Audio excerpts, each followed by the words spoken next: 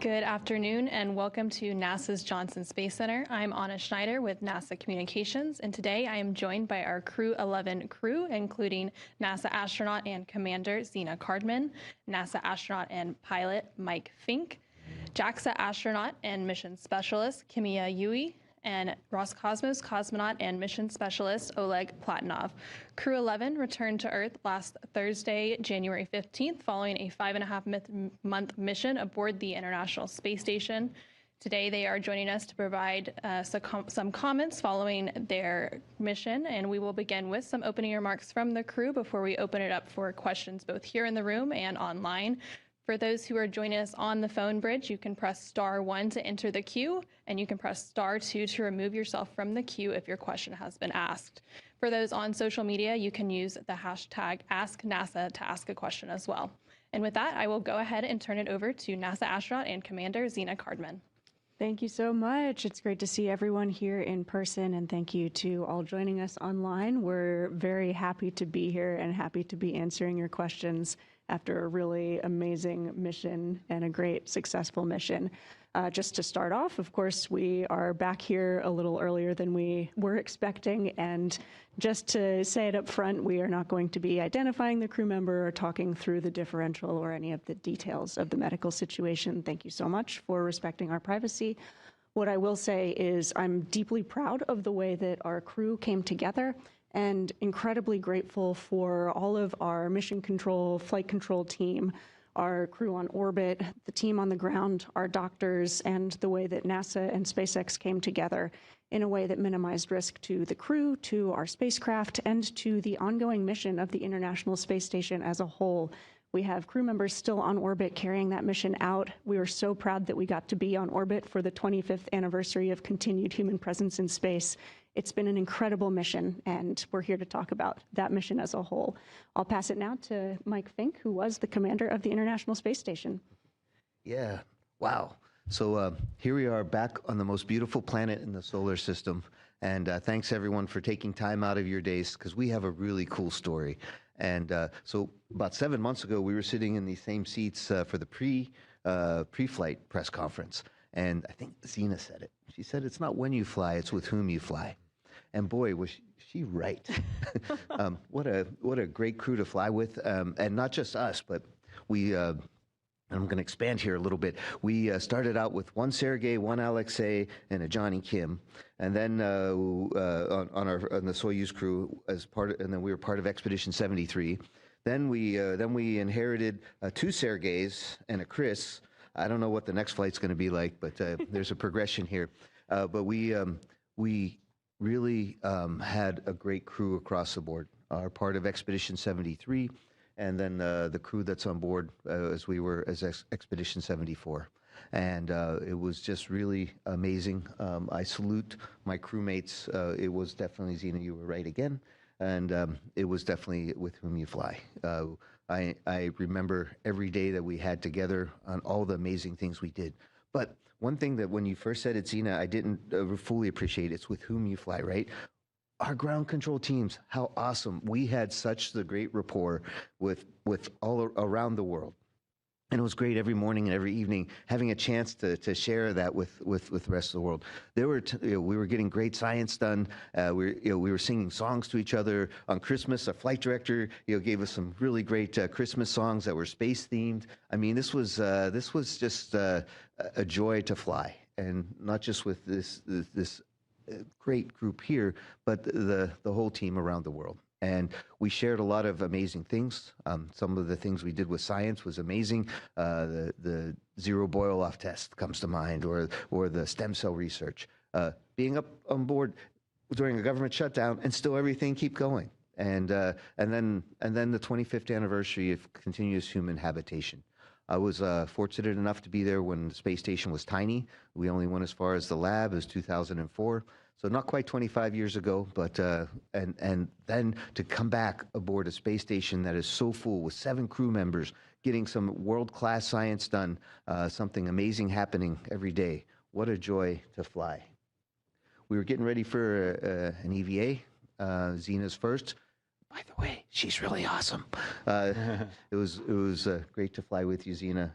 She was a natural when we first got there. Oleg, this was his first mission too. What a natural. They adapted super fast and became incredibly productive crewmates. Kim-Il-sung, thank you for your hard work. Thank you. He used to thank us every day for our hard work. So finally I get to thank him for his hard work. It was a joy flying with each and every one of you, and we did some amazing things together.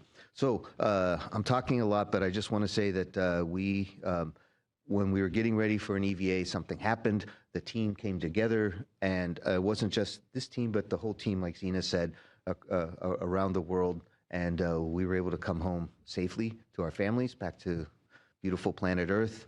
Turned into a fireball over San Diego, plasma everywhere. It was beautiful re-entry, and splashed down. The dolphins came to visit us, and then we were rocked.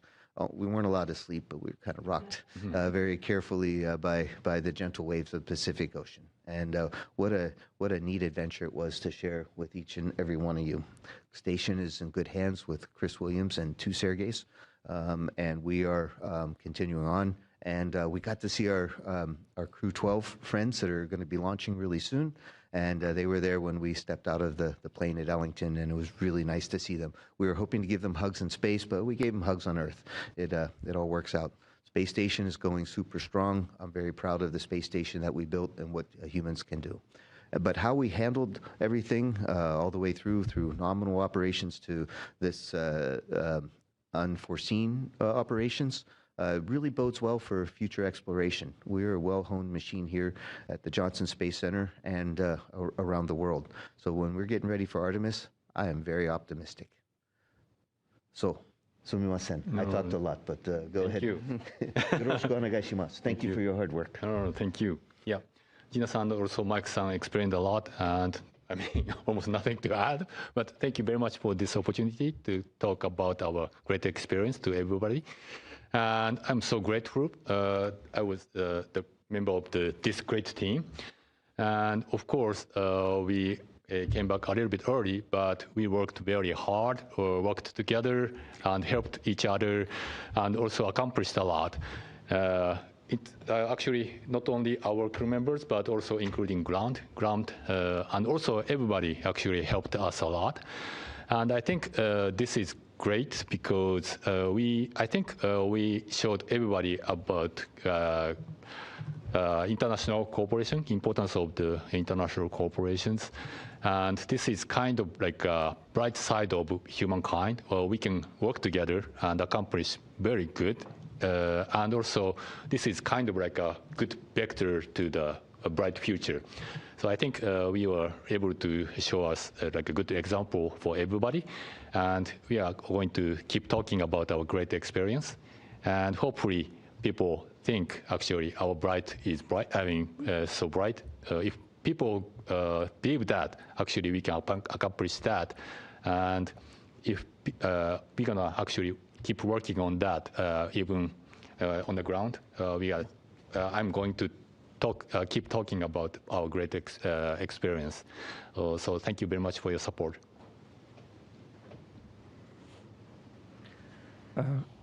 Hello, everybody. I was really happy to be as a part of Crew-11.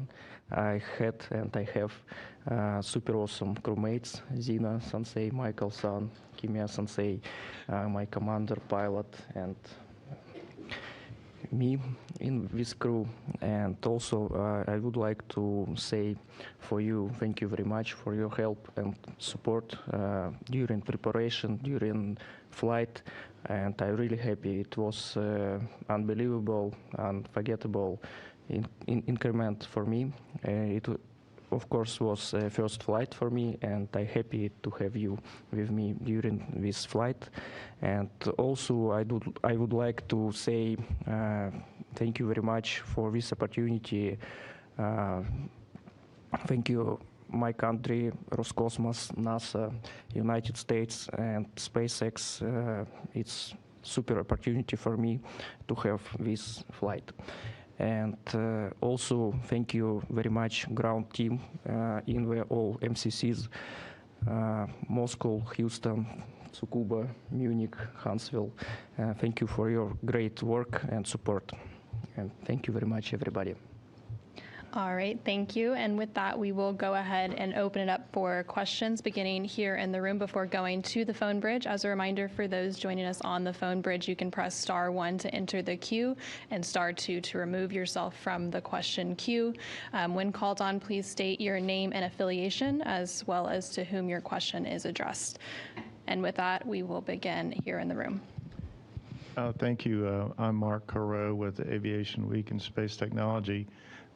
With the space station nearing its end of life, I know there's been a lot of discussion about trying to get as much done as possible that you can do up there.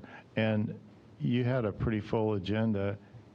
I'm just wondering, even though you left a little bit early, do you feel that may have subtracted from the ability to do everything, or did you really charge on and get as much done as you could and leave?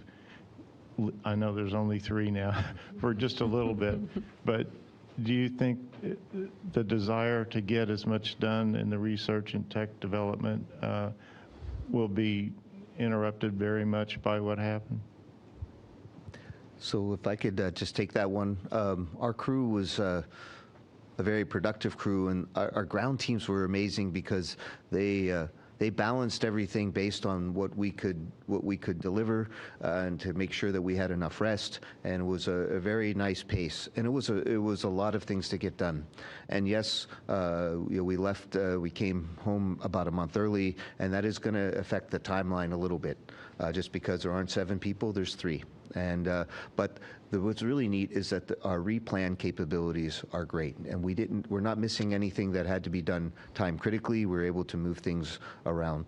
We still have 3 cargo ships on the USOS side, and I think 2 Progresses on board. So there is still a lot of unpacking and packing to do, just for the cargo operations. Not to mention, all of the science and everything else. We left a really capable crew on board.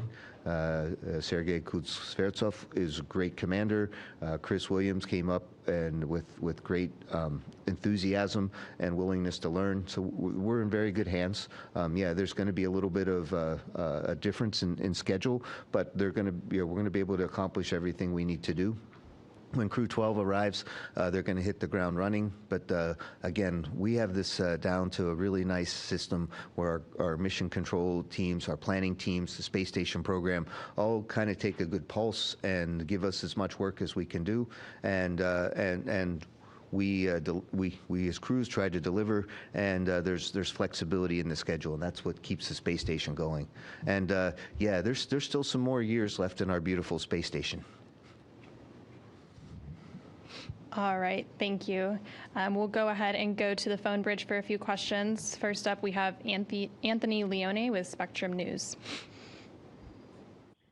Hello, everyone, and thank you so much for taking our calls and questions today. With what happened up there, what type of suggestions would you recommend for future missions? And would each of you, if you could you want to go back just to finish the mission the way you were hoping to? Thank you. I hope to go back to ISS for so many reasons. It's just an incredible experience. And I think even though we had an unexpected timeline, there's so much that we are proud of and so much we did accomplish. Like Mike mentioned, we welcomed so many visiting vehicles. We had every single docking port full at one point while we were up there, which is just absolutely incredible.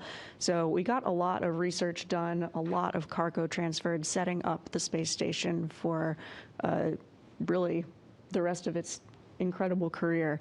As far as things we would do differently, I am very proud to say that we were as well prepared as we possibly could be, and that's thanks to a lot of really excellent training that we get on the ground, and just being up there with really excellent operators and people who come together as a team really goes a long way. And that's the crew on orbit as well as our ground support teams.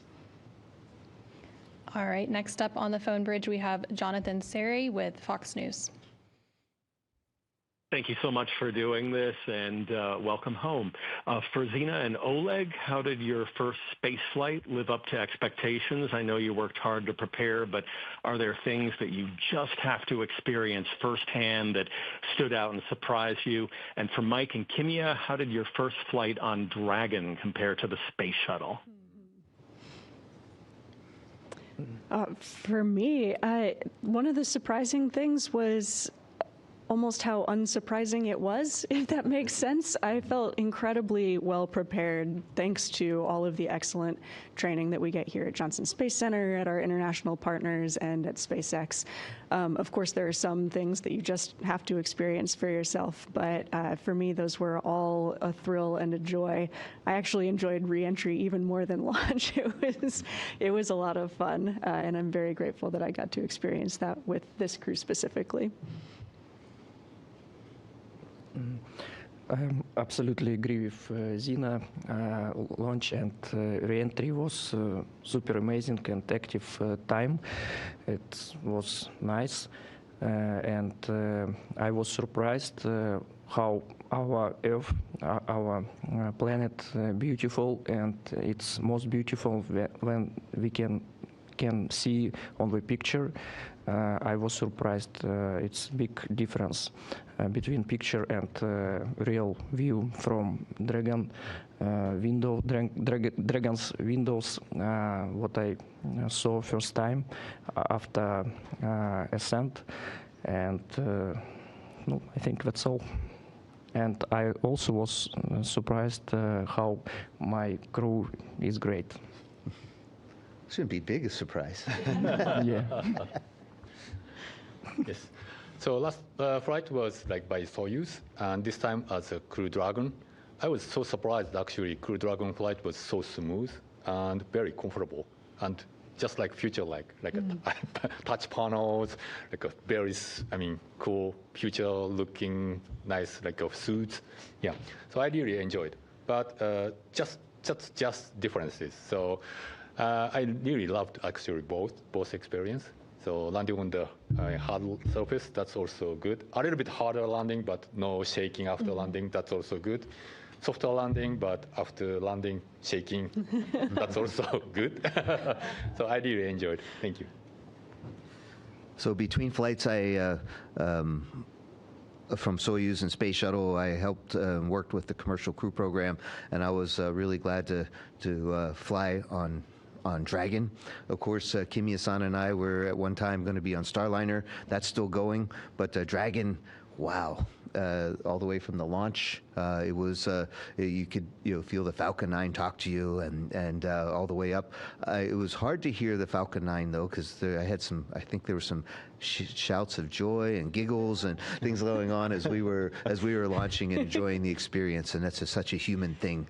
And then coming back, Zina, Commander, made a brilliant choice of turning down the lights so we could see the plasma through the windows and orange glow. And I will say that it was the shuttle came in very benignly with its profile, and it was more of a pink glow. Soyuz has an ablative heat shield that really speaks to you with lots of different kind of fireworks, not in a very, very good way. It works great. And then and Dragon was somewhere in between. We hit 5 Gs on the way down, which the guy who flies fighter airplanes in me was like, yeah, this is it, when I could breathe. And then the splashdown was my first splashdown, and it was very nice. Yeah. I like splashdowns. So it would be great to compare notes with the Artemis crew when they have their splashdown, and we can compare splashdowns. And not very many people at the astronaut bar, space bar, right, will be able to compare splashdowns anymore. So this is going to be fun. And what a great crew. Hats off to you, Commander. All right, next up we have Marcia Dunn with the Associated Press. Oh, yes. Hi. For Zina, you were just one day away from making your first spacewalk when it was called off. How crushing was that? And also, if one or more of you could just talk a little bit about the medical equipment aboard the space station and how it did or didn't prove useful. Any recommendations on future first aid kits? Yeah, for me, of course, spacewalking is something that we all train for, and we had multiple crew members on board who were qualified to do a spacewalk. It was absolutely something I was looking forward to doing, but it's also something that's completely out of our control. We just finished an expedition that did not have any spacewalks, and even though someone like my classmate Johnny Kim was incredibly well prepared, simply didn't have the opportunity to do a spacewalk. So it's actually not about any individual. Spaceflight is much larger than any single person, and in the moment you're not really thinking about me and this thing that happened to me. You're thinking about the mission and your crew, and NASA made all the right decisions. In my opinion, this is a really excellent example of risk analysis and decision making, and I'm very proud of the decision they made. Just to add on to that just a little bit about the equipment, one of the things I remember from Expedition 9 is we just started working with ultrasound machines, and I think the ultrasound technology has gotten better on planet Earth, and we've taken that into space. And having a portable ultrasound machine helped us in this situation. We were able to take a look at things that we had and didn't have, and all of my crewmates, we got so much experience with ultrasound in looking at human bodies as we change over time as part of science and medicine. So when we had this emergency, the ultrasound machine came in super handy. So I'd recommend a portable ultrasound machine in the future for sure for all space flights. It really helped. Now, of course, we didn't have other big machines that we have here on planet Earth, and maybe some of those can't be in space. And we do try to make sure that everybody before we fly are really, really not prone to surprises. But sometimes things happen and surprises happen, and the team was ready. And that was, like Zena said, preparation was super important. Next up, we'll go to Robert Perlman with Collect Space. Thank you. A question for Mike and one for Zena.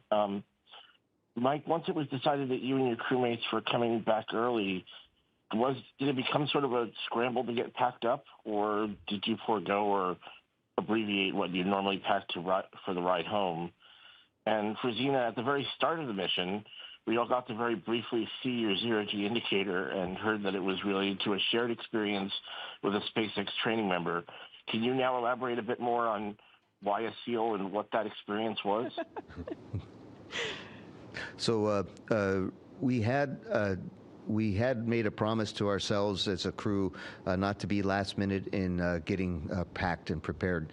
Fortunately, we had enough time to make sure that our Dragon was ready to go, and in a few interstitial spaces, we were able to make sure that we had our things packed and ready to go home. And I think because being ready a little bit ahead of time, Zena says, I don't like doing stuff at the last minute. And we all agreed with her. We listened to her. And those are true words of wisdom. So we weren't super rushed, Robert, but it was definitely, we were focusing on the things of making sure we as a crew and our Dragon were ready to go and that we handed over any last minute pearls of wisdom to Chris and to Sergey. Yeah, for the zero-G indicator, forgive me, I won't read you in on the exact inside joke, but it is a shared memory with our SpaceX lead trainer, Paul Weiss, and that whole training team who got us ready for this flight. And Paul was actually also my lead trainer for Crew-9 and that lead up. And so he has been just such a steadfast friend and excellent trainer getting us ready for this space flight. So we really felt like Paul was with us in the capsule, and we very frequently said, let's make Paul proud with our actions and our decisions, and I hope we did. So thanks, Paul. We will take a quick question from social media. At Dewani2 on Instagram asks, what did you miss most about Earth? Oh. What's Emilia? Yeah. Certainly the people. You didn't miss me. I was there with you. So what else did you miss? You were first. I just forgot. All right, next up we have... Oh, no. Please. Okay, I'll say what everyone missed. Kimia-san missed hamburgers and french fries. We talked about this. You are as well, right? Yes, yes, because I complained about missing hamburgers and french fries. And Oleg, I think you missed your beautiful wife, Irina. Absolutely. And Zena, you missed a lot of things, but you were, I think, born to be in space. I was pretty happy there, but Yes. I did miss ramen. Yes, and any kind of noodles became ramen. It's Even true. if they weren't really ramen, we called them ramen. All right, next up we have Will Robinson-Smith with Spaceflight Now. Hey, everyone. Thank you for taking the time to speak with us today. Question to Mike and potentially Kimia, if you'd like to chime in.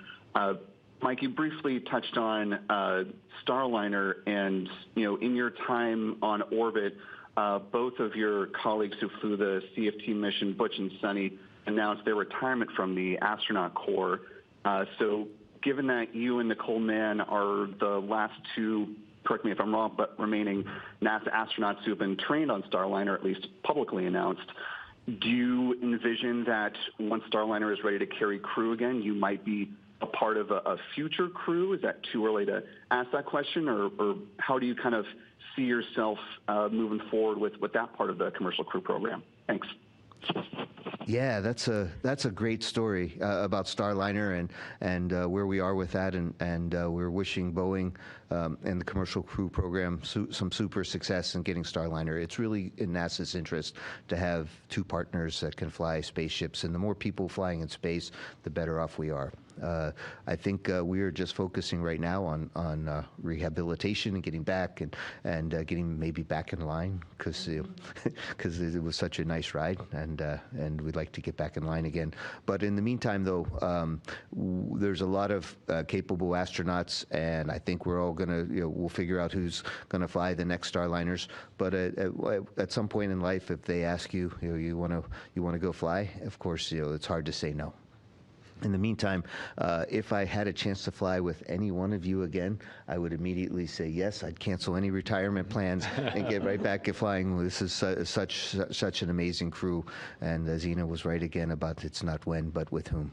And Yui-san, shall we go fly Starliner? What do you think? Oh yeah, I really want to. I really liked actually training in Starliner, and also really liked the design concept. Yeah, very capable.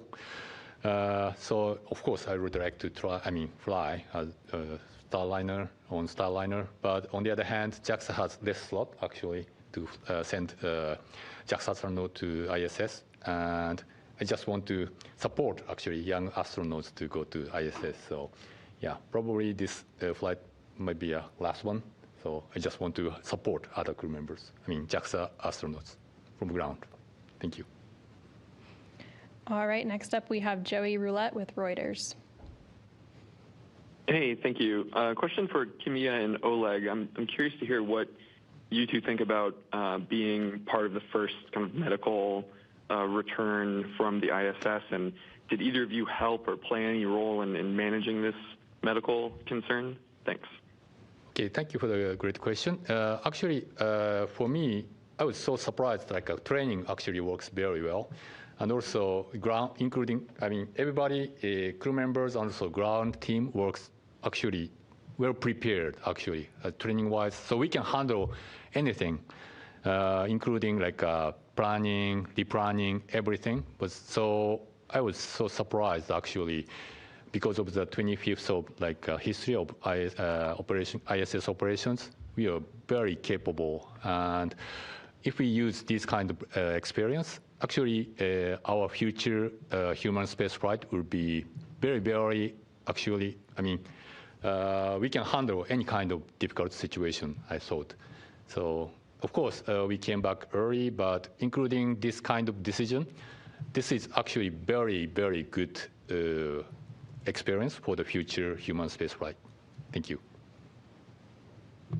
Next up, we have Manuel Manzotti with Exploration Especial. Thank you so much. Manuel Manzotti from Exploration Especial. I cover the space program in Spanish. Two quick questions. The first one, with any one of you who can answer, because I don't know who was particularly involved, about this edge computing experiment developed along with Red Hat and National Lab of Action Space. Could you go into details on how it was implemented and what kind of information of data was used in order to perform the experiment? And then a quick question for Zena. Could you finally, did you find the time to write some poetry?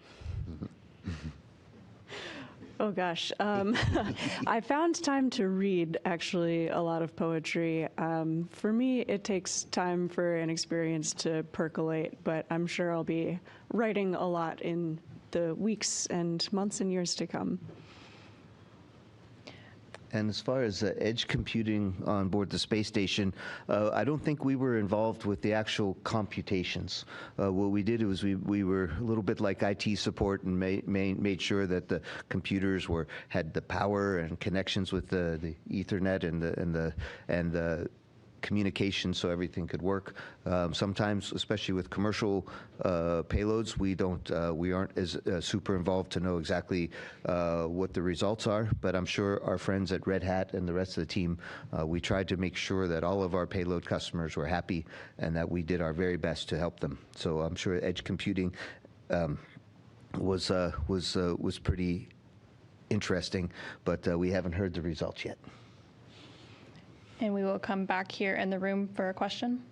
Richard T. with the Post newspaper. Mike, a quick question for you. Last time we were here, we talked about amateur radio and your interest in that, and it's a very good answer you gave me at that time. I'm curious, in the time that you were up there this time, were you able to participate in any events related to amateur radio, and were any of the experiments RF-based that you worked on? Yeah, so I was super excited and still am with amateur radio. What was interesting and what I was really proud of is that all my crewmates participated with our school outreach, and we salute the ARIS team for sharing spaceflight with people all over the world. I think I talked to a school in Africa. I think you had one in Japan and South America, or were. Yeah, South America, Central America. Yeah. I had one contact with a research ship that I worked on briefly, which was really special. Yeah. That was very cool. And we didn't. I personally let myself down a little bit and not having too many random QSOs out there. But we did reach out and have a chance to talk to people across the planet in whatever language, because that was a fun thing. There were some neat experiments also, especially on Russian side, and with some extra video. And we were definitely used to. I guess there was some TV side on in Columbus module.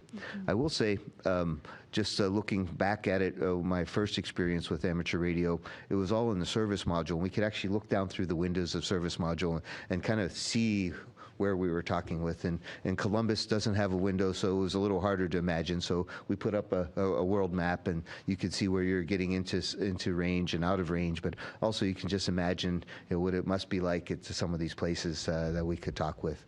And I think if we had that extra month or so that we came, I would have liked to think that that version of me would have reached out on the radio and talked a little bit more. Maybe next time. We will go back on the phone bridge. We have Shannon Perrine with WTAE Pittsburgh. Hello, everyone. Yes, it's Shannon from the ABC affiliate in Pittsburgh, and I will say Pittsburgh welcomes all of you home back to Earth, but a special hello to Michael Fink. Here's my question. What do you say that in your time, though it was truncated in space, you were able to do to advance the cause and mission of science on Earth in your time there? And I'd also like to ask how you all are feeling right now today. Well, Shannon, thank you for the Pittsburgh welcome. And how Yin's doing? And we are really, it was great to be back up in space. I'm super proud of what we've accomplished in science. Yeah, we were truncated, but 5.5 months is a long time to get a lot of good things done. One of the things that comes to mind is our stem cell research. That's just going to make things better. When you take gravity out of the equation, cells can reorganize themselves in some really amazing ways, especially with stem cells. They can be anything. So we're thinking that there's a nice future for not just the International Space Station, but for commercial space stations to help with medicines and actually human-grown organs and organelles that can really help help people who are sick on the ground. And Pittsburgh's a great place like that. We are at the forefront of a lot of medicine, and there's a lot of room in the space program for research from from one of my favorite city. All right, next up we have Sophie Sanchez with Cosmic Chicago. Hi, thank you for taking my call. Over the years, we've seen how different anomalies lead to new training and procedures. I know it's early days still, but can you share if you have any ideas how your unique experience might translate into new training for future astronauts? Is there anything new being discussed already? Thank you. I don't know what new is being discussed already. I'm very sure that we will have a lot of great lessons that we can take away from this experience. I already feel very confident that we get really excellent training, especially for any kind of urgent situation that might arise. We're really well trained to get a situation stable. Beyond that, I think the farther afield we go as we journey beyond low Earth orbit, having tools on board to diagnose and treat a myriad of situations is going to be a really interesting problem to solve. But while we're in low Earth orbit, I think we were as well set up as we possibly could be, and I'm really proud of the way the team reacted. So I would not actually want to train any differently than we already had. Next up, we have Ryan Kiton with NASAspaceflight.com. Hi, thanks for doing this. Welcome back to Earth, Ryan Caton, NSF. I was just wondering, usually when the crew transfer happens on orbit, it's to my understanding that the outgoing crew will hand over some advice or some other words to the incoming crew. So I'm just wondering if you'll be doing that with Crew-12 on Earth rather than in space. Thank you. Yeah, we want Crew-12 to hit the ground running, or hit the space floating, something like that. I think all of us have some really good perspectives. I think Zena and Oleg can help, especially the new flyers, and on what to expect. I think my only advice to them, just as we did with the change of command ceremony, was take time and stop for a group hug. Group hug and selfies. And selfies. Is great about photos. And Crew-12 is not arriving to an empty space station. They have Chris, Sergey, and Sergey there, so they will get lots of handover. As far as Dragon-specific stuff, that's something that we're happy to talk to Crew-12 about, and they're getting really great training in Hawthorne right now. Next up, we have Claire Cameron with the Scientific American. Hi there. This goes to anyone in the crew who wants to answer. What were some of the biggest challenges that you faced during the course of the mission, aside from obviously the medical issue that prompted your return? And then also, what were some of the science highlights whilst you were in orbit? Thanks. Oh. Not enough hours in the day to take photos. That was one challenge. There's just so much to share and to do and to see, and I think I could stay there for 18 months and still feel like I didn't have enough time. Yeah, I think that was one of my biggest challenges. There's just so much to see and experience. And it was all wonderful. I mean, seeing the Earth from so many different aspects, getting a chance to talk to people from all over the planet. Absolutely. And so many really interesting experiments that we got to take part in. Some of them are experiments where we're tracking our own human bodies and how they adapt to the spaceflight environment. I come from a life sciences background, and so I really loved all of the chances I had to work in the life sciences glove box. Of course, I'm very familiar with pipetting small volumes of liquids from one vial to another vial, but I'm not as familiar with those liquids kind of clinging to the tip of your cannula and trying to crawl out of the tube that you're trying to put it into. Some really interesting quirks of working in this weightless environment. But again, the farther afield that we start to go, the more we're going to need astronauts to be the eyes and ears and lab notebook for the researchers on the ground. We're not always going to be the scientific experts. In fact, we rarely will be. And so I think the ISS has been an excellent proving ground for how we get science done and also involve a mission control team that includes scientists and the experts here. Yeah, super collaborative. We will come back in the room for a couple of questions. Oh, thank you again. Mark Carreau with Aviation Week in Space Technology. And I wanted to follow up on an earlier question I had, and I think this is for Mike or Zena. But Mike, you spoke confidently about not falling too far behind because of the training and the flexibility and the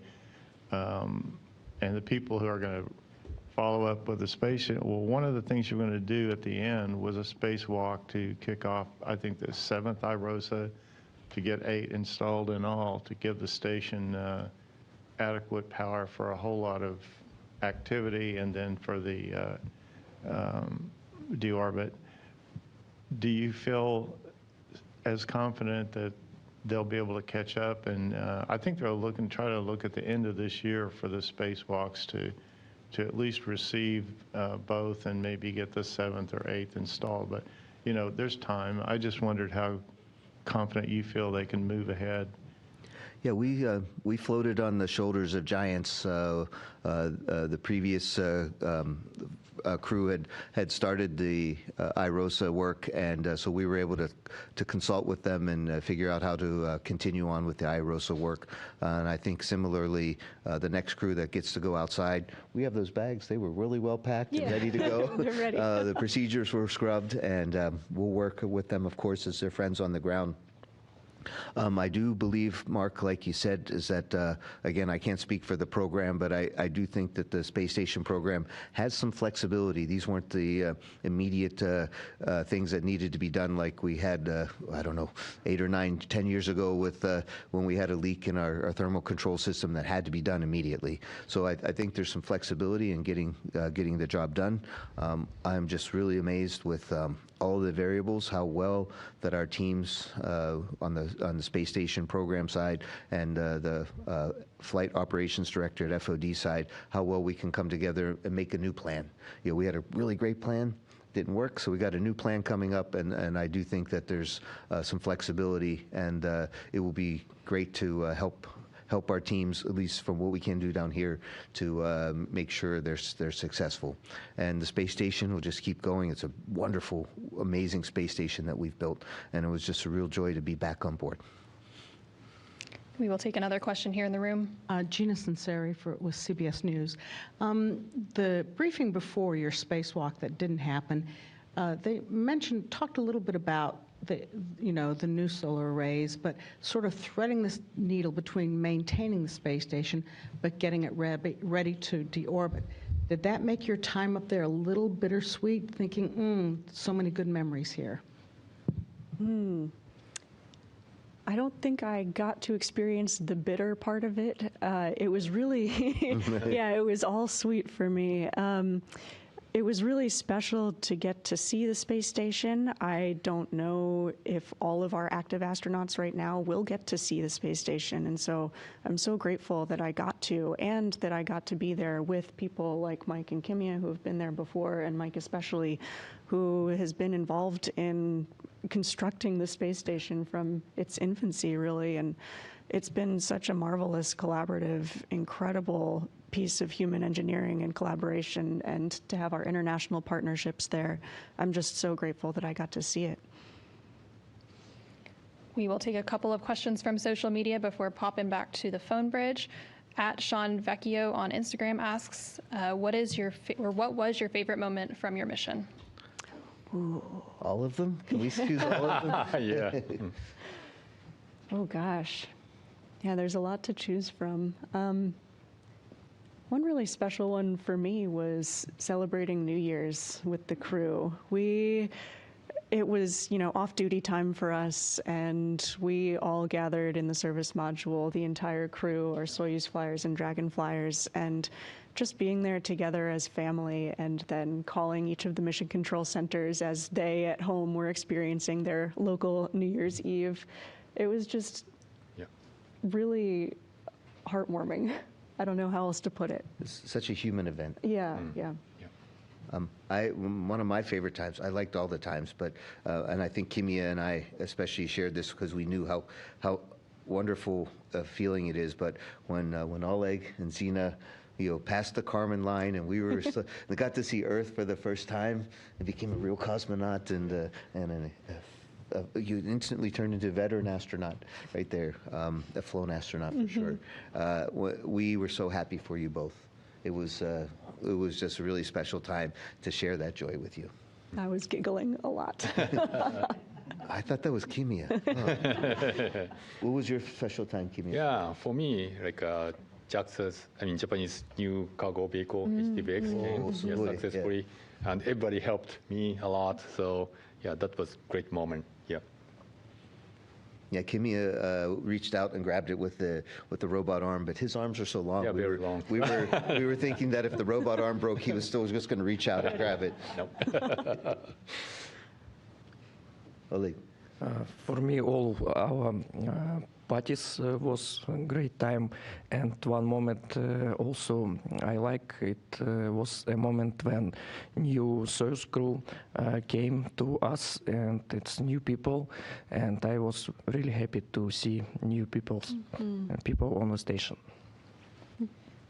Thank you for that. And at Nils122000 on Instagram asks, what was your favorite aspect of having free time on the International Space Station? Oh, just looking out the cupola for me, taking pictures. Absolutely. Yeah, that never got old. Yeah, we had some free time, but not a lot. And I enjoyed free time when we like we mentioned, it was we had some time to spend together as a family. And my first mission, we only had 2 people, and it never got old. But it was really cool having 7 people.